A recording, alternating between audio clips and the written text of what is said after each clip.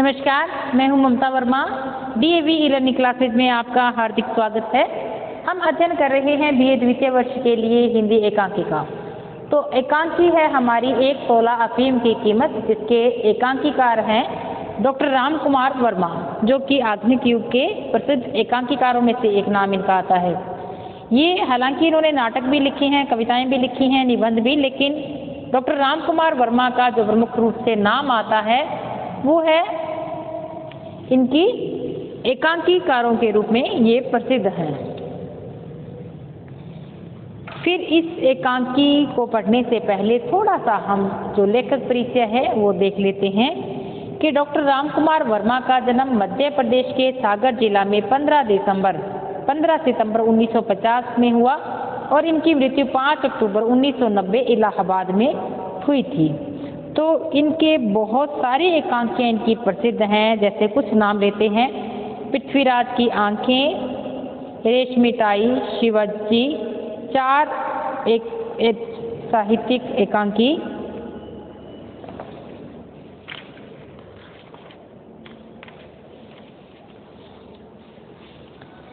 रूप रंग आदि, कौमुदी महोत्सव, चारू मित्र, रेशमिताई, सप्तकिरण, दीपदान आदि इनकी प्रसिद्ध एकांकियां हैं। एकलव्य और उत्तरायण डॉक्टर राम कुमार वर्मा द्वारा ऐतिहासिक नाटक हैं और महात्मा बुद्ध, महावीर, अशोक, समुद्रगुप्त, चंद्रगुप्त, शिवाजी को लेकर 1851 के प्रथम स्वतंत्रता संग्राम के महानायकों के सभी नाटकों के इनके पात्र रहे हैं। इनको आधार बनाकर इन्होंने लिखी है।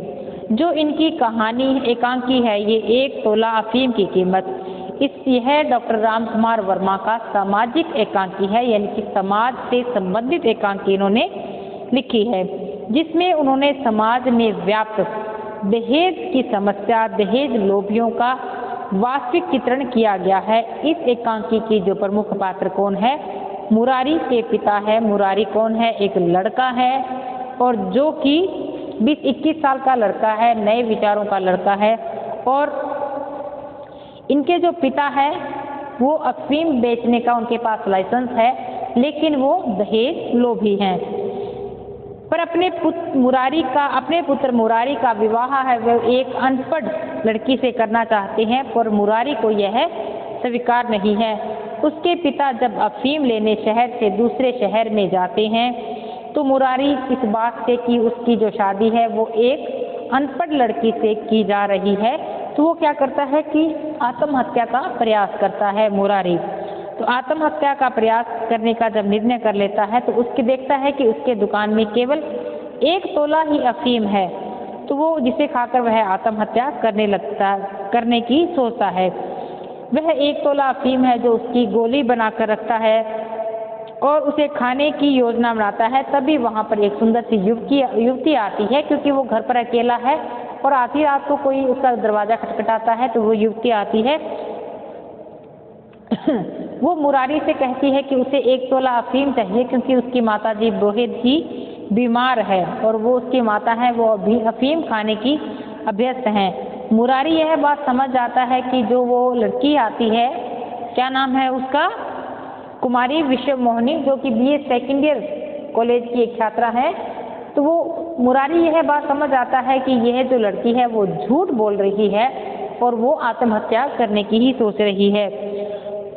लेकिन वस्तुतः वह युवती भी आत्महत्या करने के लिए ही अफीम खरीदने आती है, क्योंकि उसके पिता के पास दहेज देने के लिए पर्याप्त धन नहीं है। वह अपने पिता की इस पीड़ा को मुक्त करने के लिए आत्महत्या करना चाहती है। वह मुरारी को अपनी मंशा बता देती है। मुरारी उसे हरड़ की गोली दे देता है, जिसे युवती अफीम समझकर खा लेती है। लेकिन थोड़ी देर बाद पूछती है कि अफीम का असर नहीं होता, तो उसे संदेह होता है। तो मुरारी उसे सच बता देता है कि मैंने तुझे अफीम की गोली नहीं दी थी, तोला अफीम नहीं दी थी, बल्कि हरड़ की ही गोली दी थी। कहता है कि दोनों के पिता परस्पर परिचित भी हैं, दोनों के, लड़की के और लड़के के, मुरारी के। तो मुरारी को लगता है कि वह उस लड़की से विवाह कर सकता है। युवती हरड़ की कीमत देने का प्रस्ताव करती है, तो मुरारी कहता है कि कीमत तो मिल गई, क्योंकि युवती उससे मिल गई है। यह एकांकी समाप्त हो जाता है। यह पूरी कथा मुरारी व विश्वमोहिनी के इर्द गिर्द ही घूमती रहती है, क्योंकि अन्य सभी पात्र गौण है या फिर वो अप्रत्यक्ष है। बहुत ही आसानी से लेखक ने एकांकी को सार्थक बना दिया है। इस प्रकार एकांकी में दहेज की समस्या से जूझ रहे दो युवा मन की पीड़ा को बड़ी सफलता से उभारा गया है। दोनों ही आत्महत्या करने पर उतारे हैं, पर दोनों ही बच जाते हैं क्योंकि वे परस्पर मिल जाते हैं। एकांकी में जिस प्रकार का तनाव चित्रण मिलता है उसे मंच पर सफलतापूर्वक अभिनीत किया जा सकता है। एकांकी के संवाद बेहद ही रोचक हैं। कथा की बुनावट, पात्र रचना और भाषा शैली उसे रोचक बनाए रखती है। तो अब इसमें जो 1 तोला अफीम की कीमत, जो कहानी जो एकांकी है उसका सार तो आपने पढ़ लिया है। इसके लेखक हैं डॉक्टर राम कुमार वर्मा। इसमें जो पात्र परिचय है, पहला परिचय आता है कि मुरारी मोहन नाम का एक युवक है जो बीए इसके साथ लगी हुई है डिग्री, और 21 वर्षीय युवक है। इसके पिता का नाम है लाला सीताराम जो कि अफीम के बहुत बड़े व्यापारी हैं और इनकी माता का निधन हो चुका है। फिर एक पात्र दिखाई है उसमें कुमारी विश्व मोहिनी जो भी बीए सेकेंड ईयर की छात्रा है और संत एनी बेसेंट कॉलेज में पढ़ती है। फिर उसमें एक दिखाया है रामदीन जो कि लाला सीताराम का नौकर है, अफीम के व्यापारी हैं। लाला सीताराम उनका नौकर है ये, और उम्र है उसकी 40 वर्ष, और जोखू जो कि चौकीदार है, उम्र है उसकी 50 वर्ष। तो रात के 10 बजे का समय दिखाया है। लाला सीताराम जो हैं वो अफीम लेने के लिए कहीं अन्यत्र गए हुए हैं और अपने नौकर को कह जाते हैं कि वो भी यहीं पर इसी घर में सो जाएं क्योंकि लाला सीताराम की पत्नी का देहांत हो चुका है और उनका लड़का है मुरारी वो अकेला ही बैठा हुआ है। फिर अपनी जो लड़का है मुरारी वो नौकर से कहता है कि रामदीन वो अपने घर चला जाए क्योंकि वो अकेला इसको संभाल लेगा, लेकिन रामदीन इस बात से मना कर देता है कि लाला सीताराम दास ने उसको यहीं सोने के लिए कहा था, लेकिन वो जिद करता है मुरारी और उसको उसके घर भेज देता है।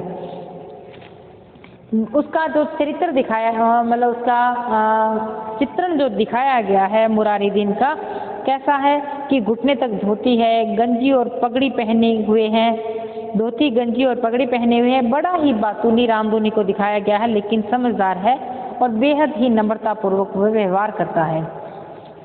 फिर ऐसे ही करके वो चला जाता है, वो अपने घर चला जाता है रामदीन, और वो वहीं पर रह जाता है मुरारी उसको जाने से पहले उसको बार बार कुछ बातें पूछता है कि तुम्हारी शादी कब हुई थी, क्या तुमने उस लड़की को देखा था, नहीं देखा था। रामदीन बताता है कि मैंने साल बाद जब बच्चा पैदा हुआ तब मैंने उसको देखा था कि ये मेरी पत्नी की शक्ल ऐसी है, क्योंकि दिन में काम को निकल जाते थे, शाम के समय लाइट नहीं होती थी, मैंने अपनी पत्नी का चेहरा तक नहीं देखा था। तो मुरारी कहता है बड़ा ज्ञानी है ये, शादी किसने लगाई होगी। तो फिर वो रामदीन थोड़ी इनके बीच में संवाद चलता है दोनों के बीच में। मुरारी उससे एक प्रश्न पूछता है रामदीन से कि बताओ शादी किसे कहते हैं। तो वो भी थोड़ा संतुष्ट उत्तर नहीं देता, कहता कि मैं तो अधिक पढ़ा लिखा हूँ नहीं, तो मैं आपसे बेहतर क्या बता सकता हूँ कि मैं तो कुछ भी नहीं जानता। लेकिन मुरारी उसको जाने के लिए कहता है और रामदीन चला जाता है। फिर वो मुरारी सोचता है कि अच्छा हुआ पीछा छूटा शैतान से, मैं यही सोना चाहता था, बाबूजी का मुंह लगा नौकर है, मैं इससे दुखी आ गया हूँ, मैं बेखटके से अपना काम करूँगा। फिर वह सोचता है कि मेरी शादी होगी, ना जाने किस जंगली जानवर से, सह नहीं सकता, क्योंकि उसके बापूजी सोचते हैं जो लाला सीताराम दास हैं वो किसी ऐसी लड़की से मुरारी की शादी करवाना चाहते हैं जो कि बिल्कुल भी पढ़ी नहीं है, पढ़ी लिखी नहीं है, बल्कि जो मुरारी जो छात्र है ये लड़का है ये अच्छा पढ़ा लिखा लड़का है, केवल दहेज के वश में उसे शादी करवाना चाहता है। वो बार बार सोचता है कि पिताजी के कहने से मैं अपने कल्चर को कील नहीं सकता, marriage in event in life, इन गुड्डियों का खेल नहीं है। वे दिन बीत गए जब रामदीन की शादी हुई थी, अब मेरी लाश की शादी करेंगे उस अनकल्चर्ड लड़की से, ओफ कितना दर्द है। फिर माँ की फोटो की देखकर और कहता है कि माँ तुम तो इस दुनिया में नहीं हो, नहीं तो मुमकिन है कि मुरारी को बचा सकती थी, थोड़ा समझा देता अगर माँ होती। अच्छा मैं सुबह ही तुम्हारे पास आ जाऊँगा। अपनी माता की जो फोटो टंगी है मृत्यु परलोक गमन जिनका हो चुका है तो उनके लिए कहता है कि मैं सुबह ही आपके पास पहुँच जाऊँगा। फिर वो सोचता है कि थोड़ा उसकी अफीम की ढूंढता है, अफीम की गोलियां बनाता है, इसके खा लूँ। फिर थोड़ा सोचता है कि नहीं, थोड़ा बेंच पर लेट कर खा लूँगा अफीम को ज़्यादा तो मैं मर जाऊँगा, थोड़ा ऐसा ठीक रहेगा। फिर वो सोचता है कि मैं अगर लेट कर गोलियाँ खा लूँगा, ये अफीम को खा लूँगा तो लोगों को पता ही नहीं चलेगा कि मैं मर गया, लोग जगाने की कोशिश करेंगे। लेकिन फिर सोचता है कि मुझे मज़ा आएगा, लेकिन मुझे क्या। मुरारी अपने विचारों के कितने पक्के हैं, उन्हें सिद्धांतों के लिए उसने ज़िंदगी को ठोकर मार दी। लेकिन मेरे मरने के बाद सब कुछ मुमकिन हो जाएगा। पुलिस वाले बाबूजी को तंग करेंगे, उसके पिता को, और मरने के बाद भी दुश्मनी। अच्छा लिख देता हूँ। फिर वो लिखता है कि एक कागज़ पर कि बाबूजी आप मेरी एक गंवार सी लड़की के साथ शादी करना जा रही हैं और मैंने बहुत ही विरोध किया है, लेकिन आप अपना इरादा बदल ही नहीं रहे हैं, इसलिए मैं अपने सिद्धांतों की हत्या नहीं कर सकता हूँ, इसलिए मैं ही हत्या करने जा रहा हूँ। मैं अपनी ही हत्या यानी कि मैं आत्महत्या करने के लिए जा रहा हूँ। क्षमा कीजिए मुरारी मोहन, बस ठीक है, इस टेबल पर लेटर छोड़ देता हूँ, अब चलो अपना काम करता हूँ। अफीम की गोली मेज से उठाता है, फिर उसकी ओर देखता है। मेरी अमृत की गोली, ए स्कारलेट फेवरी ऑफ माई ड्रीम्स, तेरे व्यापार ने तो विदेशों में धन बरसा दिया कि हम इतना धन कमाने लगे हैं। लेकिन वो क्या जाता है, फिर थोड़ा लेट जाता है, मुरारी शांत हो जाता है, खाने की सोचता है, लेकिन फिर वो सोचता, डर भी लगता है, पूहा उसके मन में चलती है कि अब तो मुझे मरना तो होगा ही। लेकिन धीरे से वो देखता है कि इतने में ही गेट की आवाज़ आती है खटखटाने की, खटखट की। तो वो रामदीन है। फिर वो उसको लगा कि रामदीन नौकर आया है। वो कहता है कि रामदीन तू बोलता क्यों नहीं है। लेकिन फिर वो कहता है कि मैं गेट नहीं खोलूँगा क्योंकि मुरारी मरने के लिए तैयार है। इधर से दरवाज़ा खटखटाता है कोई। फिर अचानक से वो दरवाज़ा खोल लेता है। फिर वो सामने देखता है कि 18-19 वर्ष की एक लड़की खड़ी है। लड़की का प्रवेश होता है। उसका नाम है विश्व मोहिनी और उसकी अस्त व्यस्त वेशभूषा है और जैसे ही दौड़कर आ रही है, देखने में अत्यंत ही सुंदर लग रही है। सिर से साड़ी उसके सरक गई है और वस्त्रों में कॉलेज की ध्वनि सी उद्भ्रांत सी है। फिर वो पूछता है कि आप कौन हो, आप कौन हैं। फिर वो विश्व मोहिनी पूछती है कि लाला सीताराम कहाँ है। वो कहती कि वो तो बाहर गए हैं, मैं अकेला ही हूँ। फिर कहती शुक्र है कि आप अकेले ही हो, बाहर गए हैं। फिर कहती है कि मुझे 1 तोला अफीम की ज़रूरत है। विश्व मोहिनी कहती है कि मुझे 1 तोला अफीम की ज़रूरत है, बहुत ही ज़रूरत है। और फिर मुरारी कहता है कि दुख है कि सारी अफीम ख़त्म हो गई है और मेरे पिताजी हैं वो अफीम लाने के लिए गाजीपुर गए हैं। लाला सीताराम पूछती है कब लौट कर आएंगे, परसों। फिर वो लड़की कहती है कि तब तक तो बहुत देर हो जाएगी जब तक आपके पिताजी आएंगे, लेकिन मेरे माताजी बीमार हैं और जो कि अफीम खाने की अभ्यस्त हैं, उनके लिए अफीम चाहिए, उनको नींद नहीं आ रही। नींद न आने से उनकी तबीयत और भी ज़्यादा खराब हो रही है। फिर मुरारी कहता है कि मुझे बड़ा दुख है कि मेरे पास अफीम नहीं है। लेकिन फिर बहुत ही वो जिद करती है लड़की, बड़ी अनुनय विनय करती है। तो मुरारी कहता है कि चलो मैं देखता हूँ कि शायद थोड़ी मिल जाए। फिर मुरारी पूछता है कि अच्छा बैठिए, लेकिन पूछता है कि आप कौन हैं।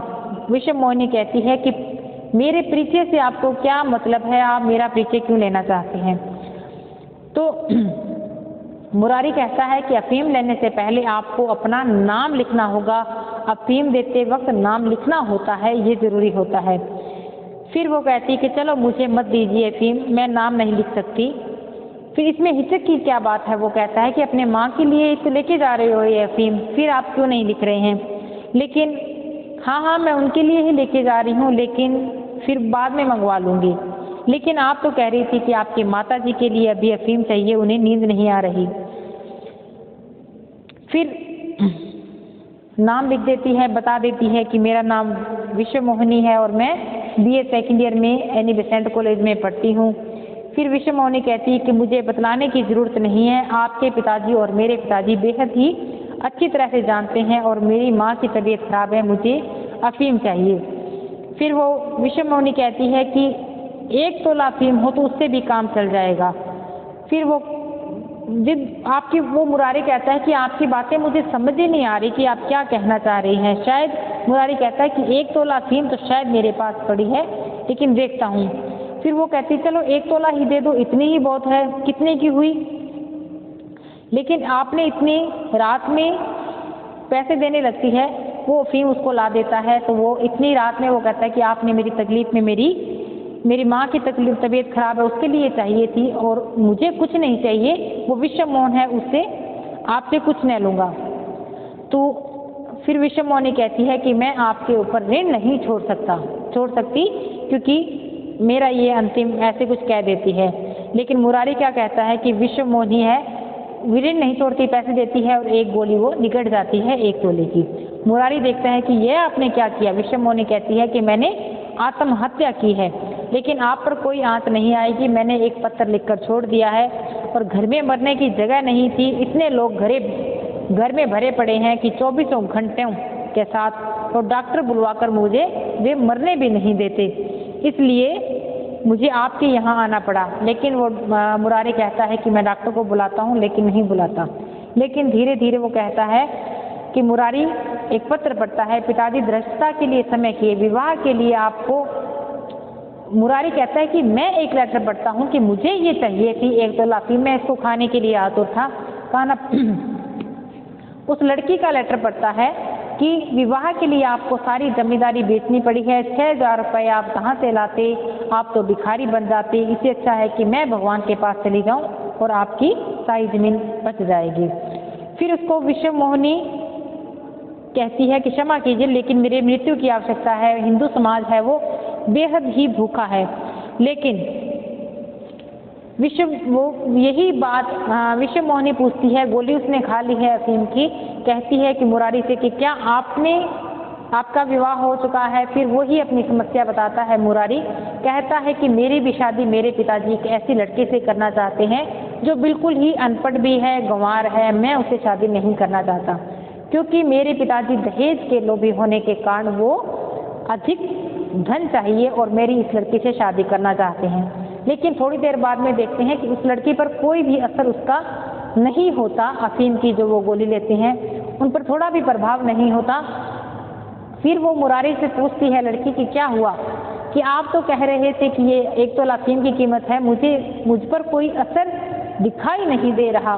तो फिर वो मुरारी इसको बताता है कि नहीं, ये मैंने आपको अफीम की गोली नहीं दी थी, मैंने 1 तोला आपको अफीम नहीं दी थी क्योंकि मैं आपकी बातों से समझ गया था कि आप आत्महत्या करने जा रही हैं, आपके जो माता जी हैं वो बीमार नहीं हैं, इसलिए मैंने आपको अफीम की गोली न देकर दूसरी ही गोली दे दी थी। फिर वो क्या कहता है कि थोड़ी देर में आवाज़ आती है, चौकीदार कहता है जागते रहो। फिर अपनी अपनी दोनों समस्याएं बताते हैं और जो विषम मोहिनी है वो मुरारी से कहती है कि तुम दहेज लेना नहीं चाहते और मेरे पिताजी के पास इतना पैसा नहीं है कि वो दहेज दे सकें, तो क्या तुम मुझसे शादी कर सकते हो। अपने पिताजी भी दोनों के रिश्तेदार हैं, जानते हैं, आपस में परिचित हैं, तो वो क्यों ना कि एक ही शादी, क्या हम ही शादी कर लें और वो जो दहेज का जो मामला चल रहा था वो बीच में ही रह जाए। तो दोनों ही पक्षों में जो विषम मोहिनी है उसके साथ में जो मुरारी हैं, दोनों के बीच में एक बात का सामंजस्य बैठ जाता है और वो दोनों विवाह के लिए राजी हो जाते हैं। तो ये इतनी ही थी एकांकी, आज के लिए इतना ही।